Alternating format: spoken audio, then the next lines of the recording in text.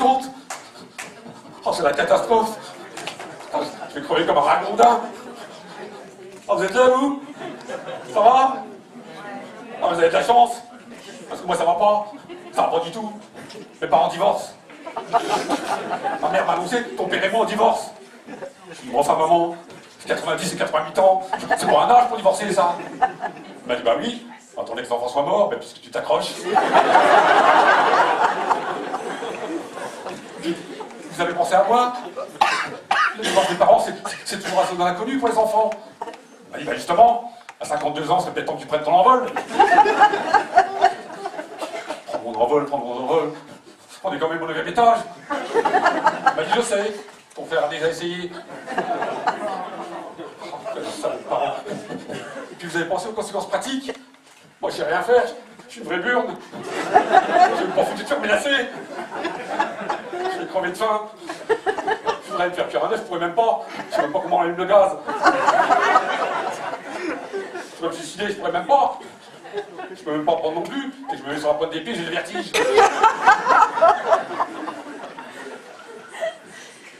Et ma garde. Qu'est-ce qu'il faut avoir, ma garde? On va encore tomber sur une garde alternée, ça va être le bordel, hein. Un coup chez papa, un coup chez maman. Moi, j'ai tout déboussolé. Et mon poster de jauni dans ma chambre. Surtout que j'ai le coupé en deux. Bon, déjà qu'il n'était pas très frais. Je vais pas la tronche, je vais en voir après.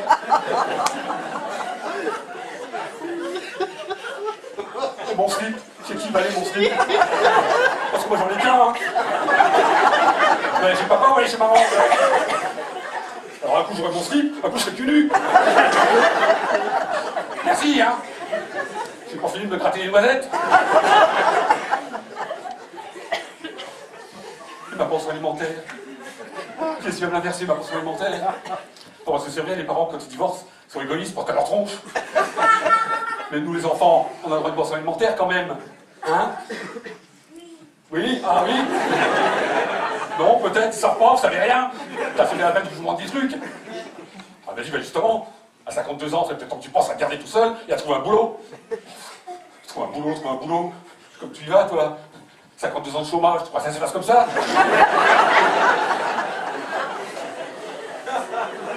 Et le candidaton, vous avez pensé au candidaton? Que vont dire les voisins? Que vont dire les commerçants? Oh, la choumasse dans la famille! Avec vos histoires, j'oserais plus aller en course, hein. Bah, de toute façon, toi, tu vas jamais, toi, en course. Ah, bah, peut-être. J'oserais plus aller au café. Bien, bah, tant mieux, bonne nouvelle. On est en train de rentrer bourré tous les soirs. Enfin, mais je comprends pas, mais qu'est-ce que tu lui reproches à papa? C'est un pauvre petit vieux. Faut pas le maner une mouche. Il est tout doux. Ah, bah, dis non, ton père, il est pas tout doux. Ton père, il est tout mou. Quand il était jeune, il était déjà mou. Alors là, plus il est vieux, plus il est mou. Presque liquide. Ton père, tu le poses sur un fauteuil, tu le retrouves sous le tapis. T'exagères, hein? Il est un petit peu dur de temps en temps, quand même. Ah, parce que c'est vrai, pour la vie de couple, c'est bien quand t'es un peu dur de temps en temps, quand même. Au lieu d'essayer, il faut te rigoler. Il me dit, ah oui, ça c'est vrai, il est dur. Ah, tu vois, ce que je disais, j'avais raison. Il est surtout dur de la feuille. Surtout quand je l'appelle pour faire la vaisselle. Ah ça, pour les tâches ménagères, il n'y a jamais personne, hein. Pour ton père, c'est comme le chat. Il a peur d'aspirateur. Oh, la vaisselle. C'est un truc de bonne femme, ça. Nous, les hommes, on est mauvais là-dedans. On est nuls.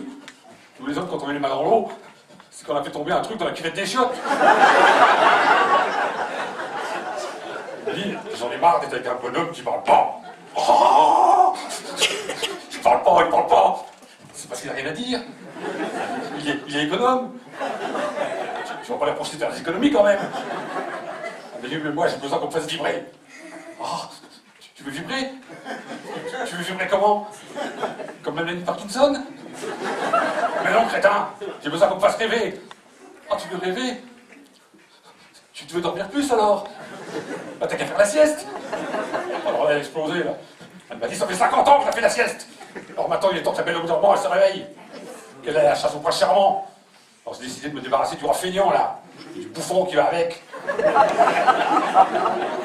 J'ai bien vu qu'elle avait rien à en tirer, elle parlait comme ça, elle est terrible. Alors j'ai couru voir mon père. Il est pour là, l'autre. Bon, permettez, je vais boire un petit coup. Parce que courir, ça donne soif. Hein. Ah, je vous rassure, hein, c'est pas de l'eau, c'est de la vodka. Je le mets dans une bouteille comme ça, c'est plus discret, rapport à ma mère.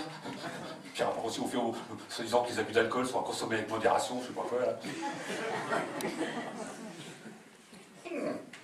Ah ouais, ça décape. Je vais reprendre encore un petit coup. Oh putain, j'ai une courée de bouteille, je vais prendre l'alcool à 90.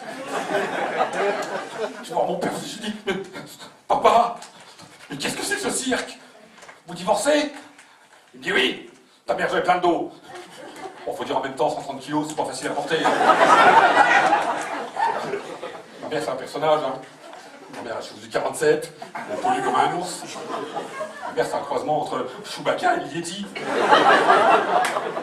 C'est bien simple, ma mère, c'est pas des mains qu'elle a, c'est des poils. Hein? Mais non, j'ai pas dit que ma mère avait un poil dans la main, qu'est-ce qu'il raconte, lui? C'est pas le poil, c'est la poêle. Le truc pour faire la cuisine, là. Pour faire cuire un beefsteak, pour faire sauter des crêpes. Attends, si vous n'arrivez pas à suivre, prenez des notes, hein.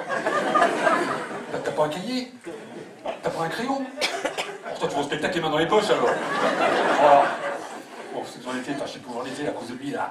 Bon, celui-là, on était où? Et voilà, il sait pas, ça rigole à caca, ça sait pas où on en est. Putain, je comprends pas, hein, d'habitude les mauvais, ils les mettent au fond. Là, je sais pas pourquoi ce soir, ils t'ont mis devant.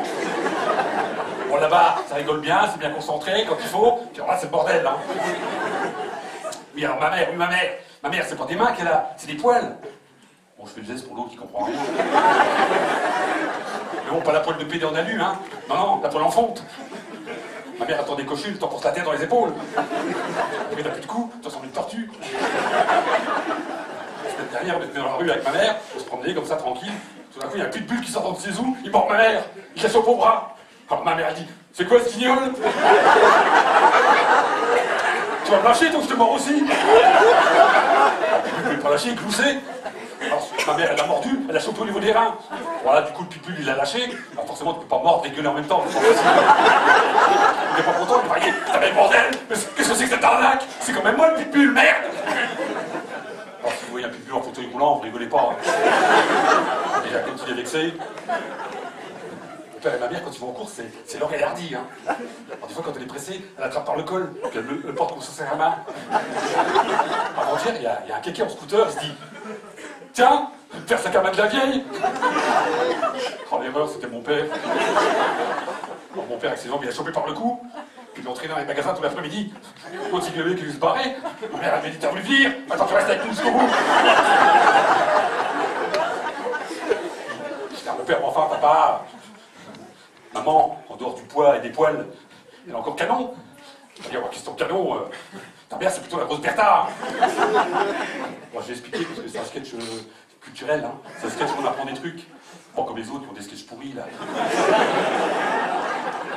Alors, la grosse Bertha, c'était un canon que les Allemands avaient pendant la Première Guerre mondiale. Un canon énorme, hein, qui envoyait des obus d'une tonne à 10 km à la ronde. Hein? Ben, note sur ta main. T'as pas de cahier, c'est pas grave, t'as déjà un crayon. Ils ont perdu l'autre qui est toujours les mains dans les poches, hein. Alors, vous étiez un Français, comme ça, vous preniez dans votre tranchée, tranquille. En plus, vous entendiez un bruit. Tiens, il y a un moustique. Et boum, prenez un obus d'une tonne sur la tronche. Alors, je te dis pas le battre de tête après, hein. C'est pas avec des aspirines que tu peux avoir fait le truc, hein. Puis mon père dit, de toute façon, ta mère, elle me fait plus envie.